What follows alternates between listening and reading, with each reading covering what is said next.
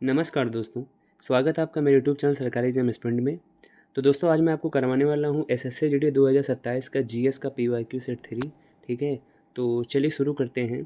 पहला क्वेश्चन है आपका, निम्नलिखित में से कौन सा एक प्रमुख कारक है जिसने वैश्वीकरण को सुगम बनाया है? तो इसका जो आपका राइट आंसर हो जाएगा वो हो जाएगा आपका ऑप्शन नंबर 3, प्रौद्योगिकी में तेज़ी से सुधार इसका सही आंसर हो जाएगा।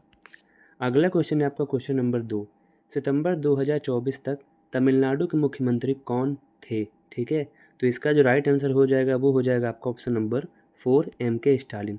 और ये किस पार्टी से संबंधित है? इनके पार्टी का नाम है आपका DMK, द्रविड़ मुनेत्र कड़गम, याद रखिएगा। और वर्तमान में तमिलनाडु में चुनाव हुए हैं, यहाँ के सीएम वर्तमान में कौन है? थलपति विजय हैं। ठीक है, अगला क्वेश्चन है आपका क्वेश्चन नंबर 3, 1906 में स्थापित ऑल इंडिया मुस्लिम लीग के पहले अध्यक्ष कौन थे? तो जो 1906 में स्थापित ऑल इंडिया मुस्लिम लीग थी उसके पहले अध्यक्ष थे आपके ऑप्शन नंबर 1, आगा खान तृतीय। अगला क्वेश्चन है आपका क्वेश्चन नंबर 4, 1968 में मैक्सिकन सरकार द्वारा अपनी कोरियोग्राफी के लिए स्वर्ण पदक से किसे सम्मानित किया गया था? तो वो थी आपकी ऑप्शन नंबर 3, मृणालिनी साराभाई। और मृणालिनी साराभाई का जो संबंध है मेरे भाई याद रखिएगा, भरतनाट्यम से भी है और आपका कुचिपुड़ी से भी है। अगला क्वेश्चन है आपका क्वेश्चन नंबर 5, मच्छरों द्वारा फैलने वाला वह वायरस कौन सा है जो मस्तिष्क में सूजन का कारण बनता है?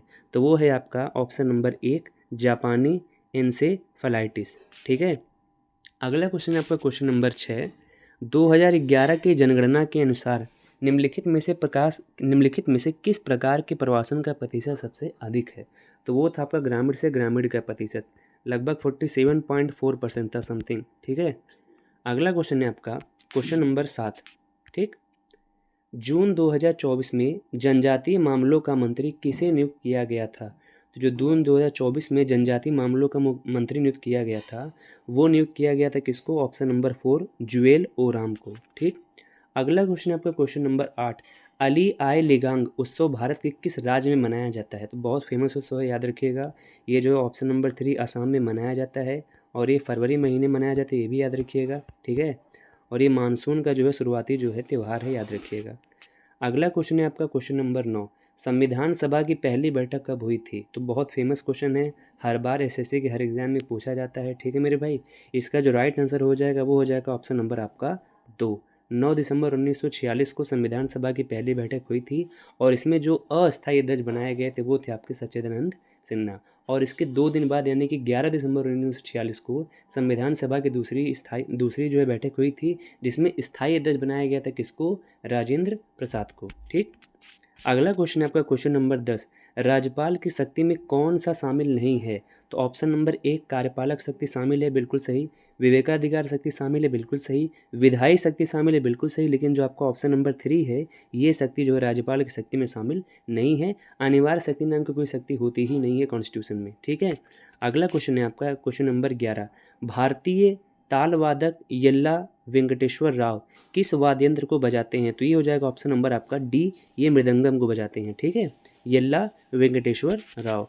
अगला क्वेश्चन है आपका क्वेश्चन नंबर 12, धिवेही भाषा भारत के किस पड़ोसी देश की आधिकारिक भाषा है? भाषाओं से भी क्वेश्चन पूछे जाते हैं, खासकर भारत के जो पड़ोसी देश हैं उनका खेल और उनकी भाषा और कितनी बाउंड्री है, ये सब पूछे जाते हैं एसएससी के एग्जाम में। ठीक है, इसका जो क्वेश्चन नंबर 12 का आंसर हो जाएगा वो हो जाएगा क्वेश्चन नंबर 3, मालदीव हो जाएगा। ठीक है, अगला क्वेश्चन है आपका, किस पंचवर्षीय योजना का उद्देश्य आत्मनिर्भरता प्राप्त करना और स्थिरता के साथ विकास प्राप्त करना था? वो था आपका ऑप्शन नंबर ए, चौथी पंचवर्षीय योजना, याद रखिएगा।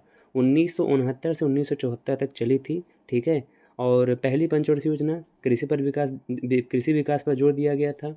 दूसरी में आपका जो है औद्योगिकरण पर जोर दिया गया था। तीसरी में कृषि और औद्योगिकरण दोनों पर जोर दिया गया था। ठीक है, अगला क्वेश्चन है आपका क्वेश्चन नंबर 14, भारतीय संविधान में संपत्ति का अधिकार किस संशोधन के अंतर्गत मौलिक अधिकारों की सूची से हटा दिया गया था?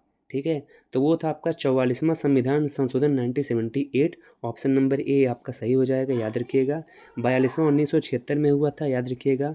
52वां 1985 में हुआ था, ये भी याद रखिएगा। ठीक, अगला क्वेश्चन है आपका क्वेश्चन नंबर 15, निम्नलिखित में से कौन भारतीय अर्थव्यवस्था के तृतीय क्षेत्र से संबंधित है? तो वानिकी प्राथमिक है, उत्पादन द्वितीयक है, कृषि प्राथमिक है, जबकि ऑप्शन नंबर डी, लोक प्रशासन जो है आपका वो तृतीय क्षेत्र से संबंधित है। अगला क्वेश्चन है आपका क्वेश्चन नंबर 16। नाट्य शास्त्र प्रदर्शन कलाओं से संबंधित सबसे प्राचीन ग्रंथ किस ऋषि द्वारा संग्रहित किया गया था? तो वो थे आपके कौन? ऑप्शन नंबर बी, भरत मुनि। ठीक है, और नाट्य शास्त्र को ही पंचम वेद के नाम से भी जाना जाता है। अगला क्वेश्चन है आपका क्वेश्चन नंबर 17। निम्नलिखित में से कौन सा जल निकाय पूर्व में जॉर्डन और पश्चिम में इजराइल की सीमा पर स्थित सबसे खारा जल निकाय है? तो वो है आपका ऑप्शन नंबर 3, मृत सागर। अगला क्वेश्चन है आपका क्वेश्चन नंबर 18। गिरनार में अपने शिलालेख के लिए जाने जाने वाले सबसे प्रसिद्ध शासक कौन थे? तो वो थे आपके ऑप्शन नंबर 1, रुद्रदामन। और गिरनार अभिलेख कहाँ पर है मेरे भाई? वो गुजरात में है। ठीक है ना। अगला है आपका क्वेश्चन नंबर 19। ये थोड़ा गलती से याद आ गया था, ठीक है, उसके लिए माफ़ी चाहता हूँ। असाइनमेंट शब्द के लिए हिंदी भाषा में उचित पारिभाषिक शब्दावली का चयन करें। वो है आपका ऑप्शन नंबर बी, समनुदेशन। ठीक। अगला क्वेश्चन है आपका क्वेश्चन नंबर 20। महाड़ सत्याग्रह किस वर्ष हुआ था? तो ये हुआ था जो है बाबा साहब भीमराव अम्बेडकर के द्वारा। ठीक है ना। सार्वजनिक जल स्रोतों के लिए, जो दलित भाई थे उनके लिए। ऑप्शन डी आपका सही हो जाएगा। 1927 में किया गया था। ठीक है ना। किसके द्वारा किया गया था? बाबा साहब भीमराव अम्बेडकर के द्वारा। तो ये था हमारे 20 क्वेश्चन का जो है PYQ सेट 3 GS का 2027 GD के लिए। अगर आपको कंटेंट थोड़ा सा भी पसंद आया हो तो मेरे भाई चैनल को सब्सक्राइब कर लेना और वीडियो को लाइक कर देना, और जो भी भाई अन्य आपके हैं उनको जो है शेयर कर देना। बहुत बहुत धन्यवाद।